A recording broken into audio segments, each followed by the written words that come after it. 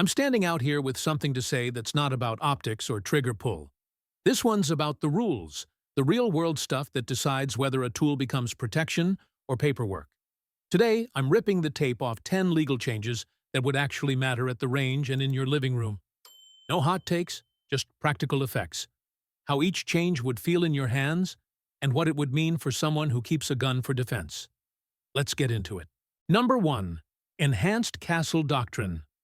All right, imagine you get woken up at 2 in the morning, footsteps in the hall, and everything after that is a courtroom replay.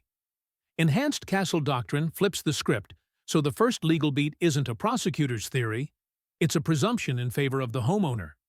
Practically, that means the law treats you as having acted to protect your home unless clear evidence says otherwise. For a shooter, that changes everything. Fewer nights spent fighting civil suits, fewer hours of depositions, and a different risk calculus before you reach for the rifle. It doesn't make training optional, far from it, but it does mean your decision to defend your family isn't automatically punished by long legal limbo. In this segment, I'll walk through how that presumption works, where it still fails, mistaken entries, invited guests, and what you should do first after an incident. Secure your loved ones, call the cops when safe, and get a lawyer who knows both real-world tactics and courtroom rules. Number 2. Faster carry permit timelines. Carry permit deadlines. Now, let's talk about something every concealed carrier's had to deal with. Waiting. In some states, you can file your paperwork, pass every background check, and still sit for months while your permit gathers dust on some desk. A real fix would set a hard clock, 60 days to approve or deny, and if they blow the deadline, your permit is automatically valid. That's not fantasy, that's accountability. It forces agencies to process applications on time and stops bureaucratic drag from turning a right into a privilege. For the everyday shooter who trains weekly and travels for work, that kind of consistency matters. It means you can plan around real dates, not government delays. Now, nobody's saying skip the vetting, background checks still stand, but the state should move as efficiently as any citizen is expected to. Because your right to carry shouldn't expire waiting for somebody's lunch break to end.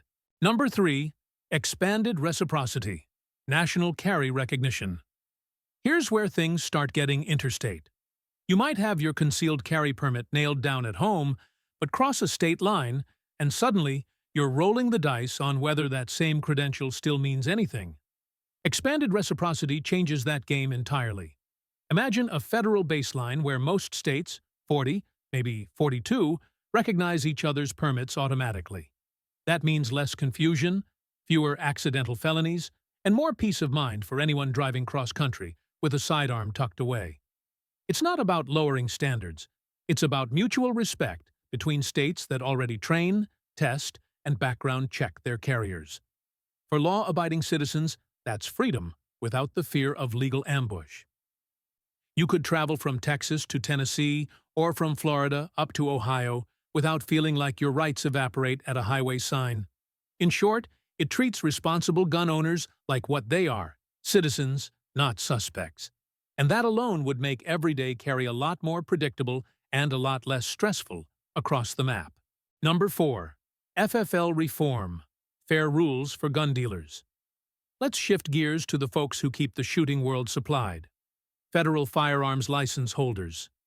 For years, a lot of good dealers have been walking on eggshells because one small clerical error, a missed signature, a wrong box checked, can mean losing their license, their livelihood, and everything they've built. Real FFL reform would change that. It would draw a hard line between honest mistakes and actual criminal conduct. If a dealer's following the law, doing background checks, and staying transparent, they shouldn't get treated like smugglers over a misplaced date. That's not leniency, that's fairness, and it's vital for keeping the gun economy alive without punishing the good guys behind the counter. Because when honest shops close down, the bad ones take over, and everybody loses. Strong reform means the ATF focuses on stopping real trafficking, not turning paperwork into a weapon. That's how you protect both public safety and the rights of every law-abiding dealer out there. Number 5. Abolish firearm registries. End the tracking databases. Here's one that cuts right to the core of trust between citizens and government. Firearm registries. Some states love the idea of logging every gun, every owner, every serial number into a centralized database. But history tells a different story. Registries have a nasty habit of turning into shopping lists for confiscation or hacks waiting to happen. Abolishing them means clearing out that data, prohibiting new ones, and holding agencies accountable if they try to rebuild them under a different name. It's not about secrecy, it's about privacy and prevention of abuse.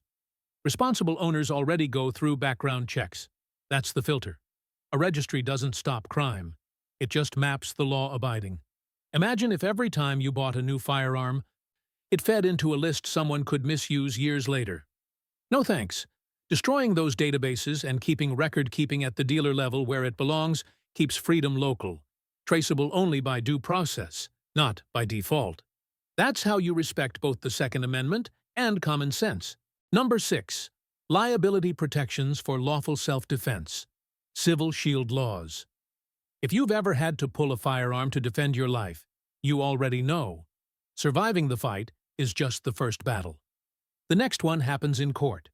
Even if the shooting is ruled justified, the attacker's family can still come after you in a civil suit.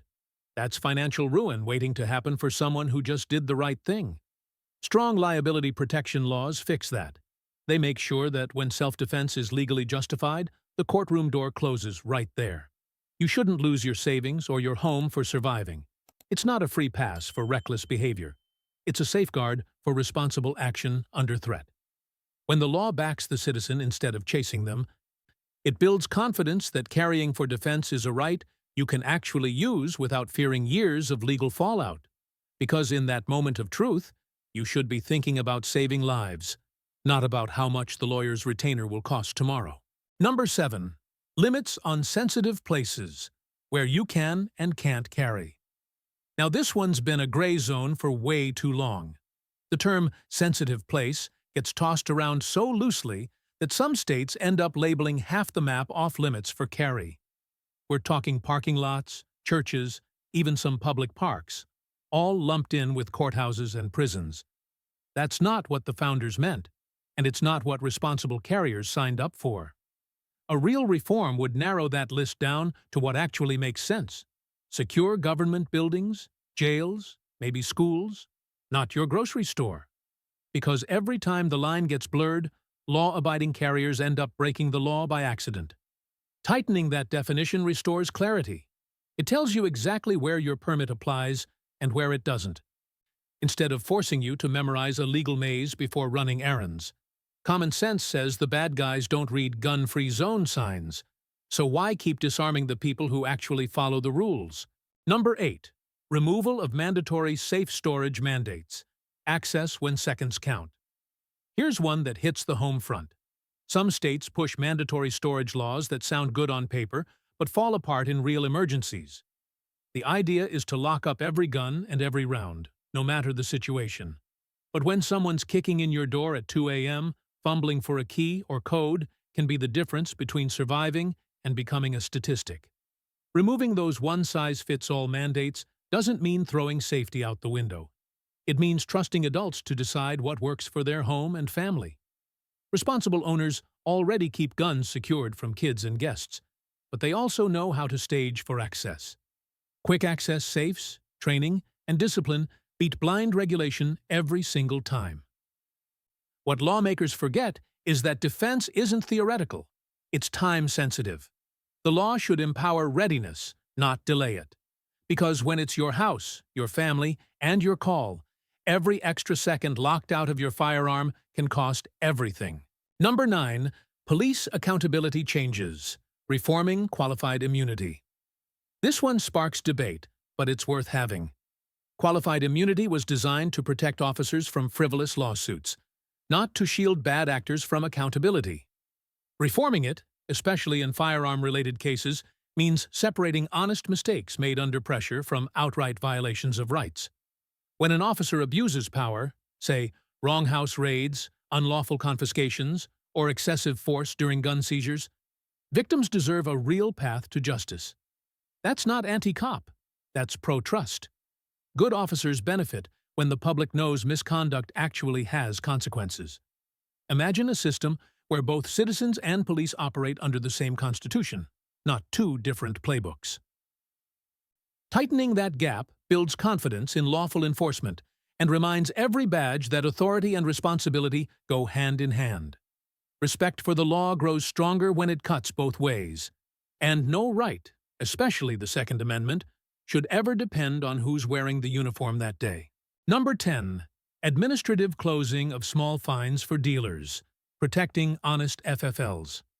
Let's wrap this up with something that rarely makes headlines but hits small gun shops hard. Those minor administrative fines that can snowball into career-ending penalties. Under current rules, even a tiny clerical slip can trigger months of audits or suspension threats. Think about that. A missing middle initial, a wrong date, and suddenly a legitimate business looks like a criminal case. Fixing that means creating a fair closing process, where small, unintentional errors get documented, corrected, and closed out without wrecking someone's livelihood. It keeps the system efficient and focused on true violations, not paperwork gotchas. Responsible FFLs already handle compliance daily. What they need is consistency, not constant fear. When regulators start acting like partners in safety instead of predators over typos, the whole firearms community wins. It's about balance, strict on crime, fair on process, because the good guys behind the counter deserve the same presumption of integrity we expect from anyone else following the law. So, there you have it. 10 real, practical shifts that would make the Second Amendment mean something you can actually feel in your day-to-day life. These aren't talking points. They're fixes that would bring balance back between citizens, dealers, and the people enforcing the rules. Whether it's cutting red tape, protecting self-defense, or just making sure good folks don't get buried under paperwork, every single one of these changes matters. And remember, rights only stay alive when we keep them active, trained, and defended with both knowledge and discipline. Make sure you like, subscribe, and drop a comment down below. Stay sharp.